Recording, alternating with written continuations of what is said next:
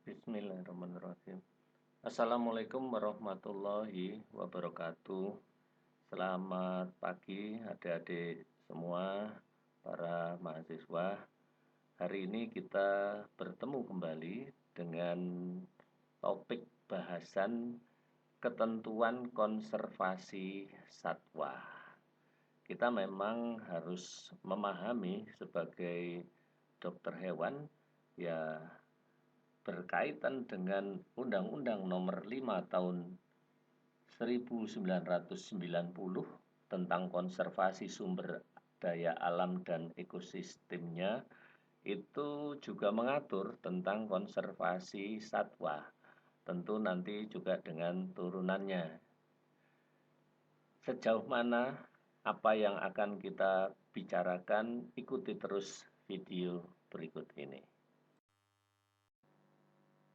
Adik-adik mahasiswa sekalian, sesuai dengan ketentuan Undang-Undang Nomor 5 Tahun 90 Pasal 1, itu sudah dijelaskan bahwa konservasi sumber daya alam hayati adalah pengelolaan sumber daya alam hayati yang pemanfaatannya dilakukan secara bijaksana untuk menjamin kesinambungan persediaannya dengan tetap memelihara dan meningkatkan kualitas keanekaragaman dan nilainya.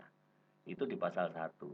Nah, di pasal 12 lebih fokus lagi kepada pengawetan keanekaragaman tumbuhan dan satwa beserta ekosistemnya itu dilaksanakan dengan menjaga keutuhan mulai dari kawasan suaka alam agar tetap dalam keadaan asli. Jadi tidak hanya satwanya saja, tetapi juga kawasan suakanya itu juga tetap harus dipertahankan dalam keadaan asli. Nah, karena sekarang kita bicara dengan kawasan suaka alam, apa saja yang dilarang? Dalam ketentuan pasal 19 disebut ayat 1, setiap orang dilarang melakukan kegiatan yang dapat mengakibatkan perubahan terhadap keutuhan kawasan suaka alamnya. Jadi, keutuhan itu harus dipertahankan. Kemudian ayat 2-nya, ketentuan sebagaimana dimaksud di ayat 1 tidak termasuk kegiatan pembinaan habitat untuk kepentingan satwa di dalam suaka marga satwa. Jadi kalau kawasan itu suaka marga satwa, tentu di sana ada hewannya dan satwanya itu harus hidup dengan baik ketika habitatnya sesuai. Kalau habitatnya tidak sesuai, ya tentu saja harus diperbaiki, harus saja dilakukan kegiatan pembinaan habitat, ya, supaya dia nyaman hidup di sana. Nah, itu tidak termasuk bahwa kegiatan yang dilarang. Kemudian di ayat 3, perubahan terhadap keutuhan kawasan suaka alam sebagaimana dimaksud ayat 1 meliputi mengurangi, menghilangkan fungsi dan kawasan menghilangkan fungsi dan luas kawasan serta menambah jenis tumbuhan atau satwa lain yang tidak asli. Jadi artinya yang dilarang apa? Yang dilarang itu adalah mengurangi, jadi luasannya jadi kurang atau menghilangkan fungsi, ya, atau juga menambah jenis tumbuhan maupun satwa yang tidak asli. Jadi dia tidak asli di kawasan itu, tapi dari luar ditambahkan. Itu juga dilarang. Adik-adik mahasiswa semua, saya kira kita semua sudah memahami, ya, bahwa satwa itu ada yang dilindungi dan ada yang tidak dilindungi. Nah, yang dilindungi itu yang seperti apa? Ya tentu saja yang dilindungi itu adalah yang terancam punah. Artinya populasinya sudah sangat sedikit sekali. Karena itu harus dilindungi supaya kekayaan hayati kita ini tetap bertahan.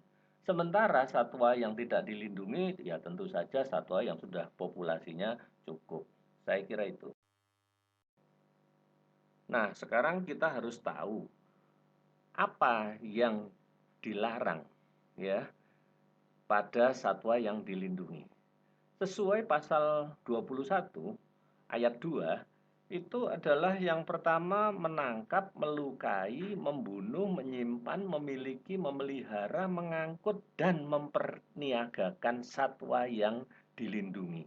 Ya, baik dalam keadaan hidup maupun dalam keadaan mati. Itu yang dilarang.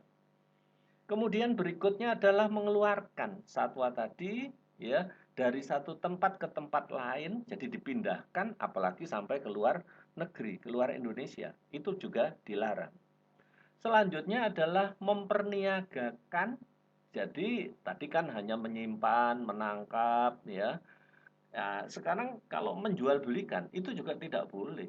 Menyimpan, memiliki mulai dari kulit, bulu, atau bagian-bagian lain dari satwa yang dilindungi atau menjualnya keluar Indonesia. Selanjutnya juga termasuk mengambil, merusak, memusnahkan, memperniagakan, menyimpan, atau memiliki mulai dari telur sampai dengan sarang dari satwa yang dilindungi. Itu juga dilarang.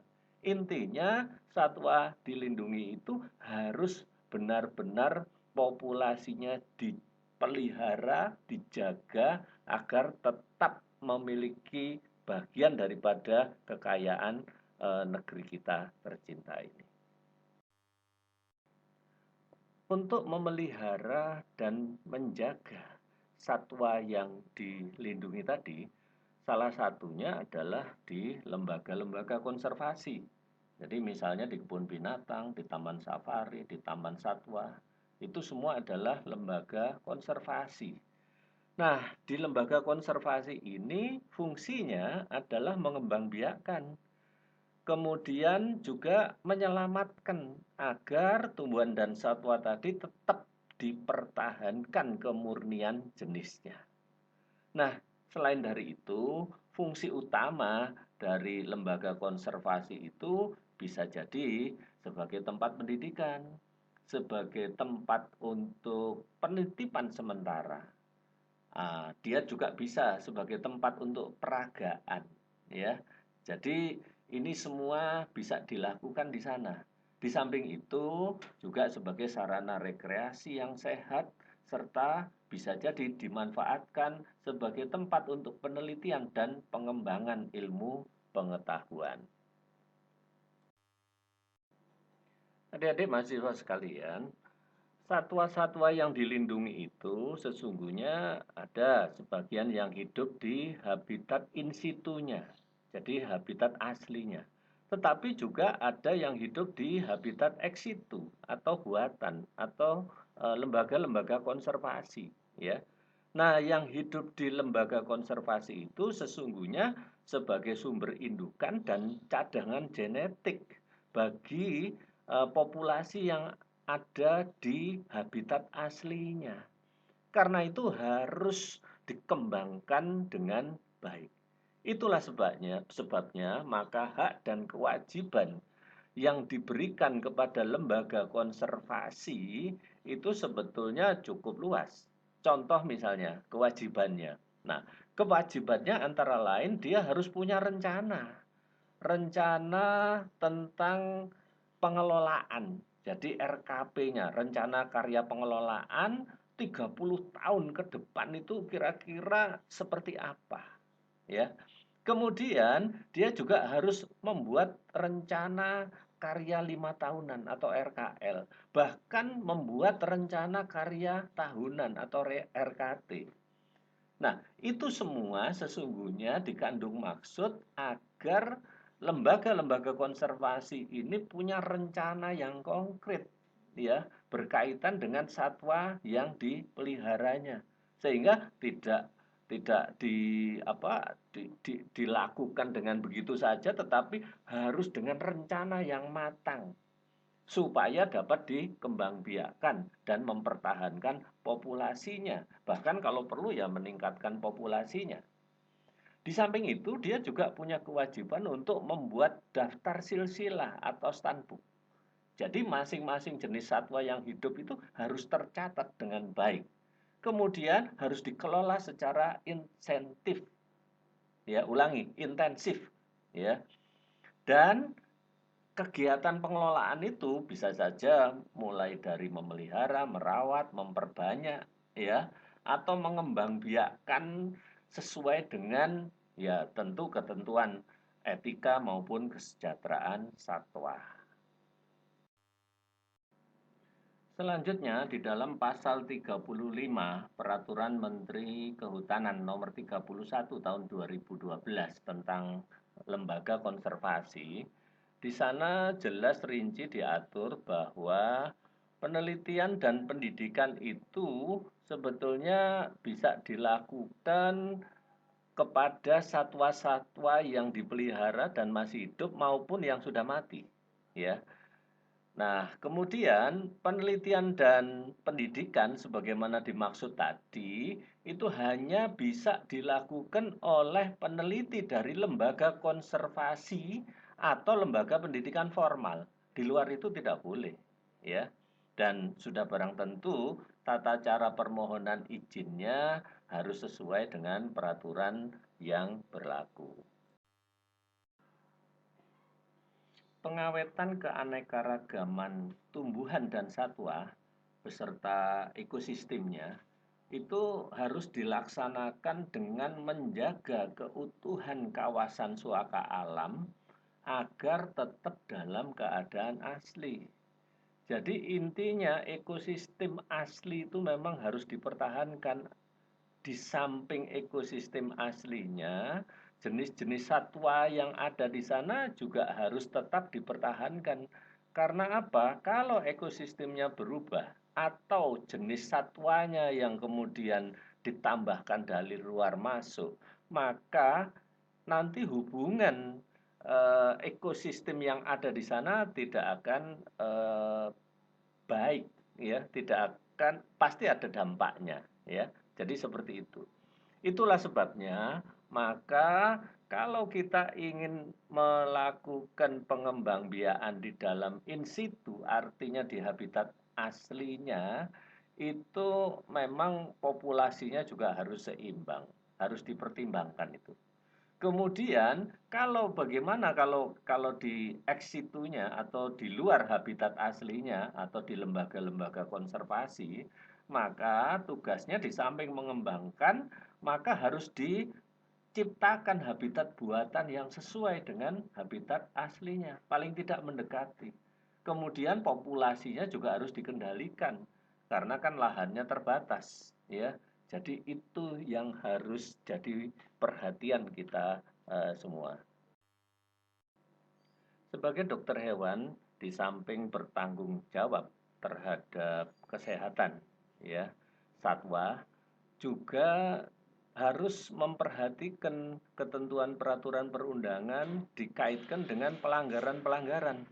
Tadi kita sudah banyak bicara berkaitan dengan isi dari pasal 21 bahwa menangkap, menyimpan, ya, kemudian memindahkan, apalagi memperjualbelikan, itu sesungguhnya satwa-satwa yang dilindungi ini harus dijaga, ya, tidak boleh itu dilakukan. Karena itu pidananya bisa paling lama 5 tahun, bahkan dendanya paling banyak 100 juta rupiah. Adik-adik sekalian, itulah kira-kira apa yang kita bicarakan atau harus kita pahami dengan baik, bahwa tugas dokter hewan itu berkaitan dengan konservasi satwa, tentu tidak hanya bicara kesehatannya, tetapi juga harus ikut serta menjaga, ya, agar populasi ini tetap ada, tidak punah, bahkan kalau bisa dikembangbiakkan. Karena dengan demikian maka kekayaan alam atau hayati Indonesia itu bisa tetap terjaga. Saya kira itu yang bisa saya sampaikan. Terima kasih atas perhatiannya dan saya harap Anda kalau penasaran ya silahkan nanti ikut bergabung dan kita diskusikan panjang lebar di dalam perkuliahan. Terima kasih. Kita ketemu pada video yang lain. Wassalamualaikum warahmatullahi wabarakatuh.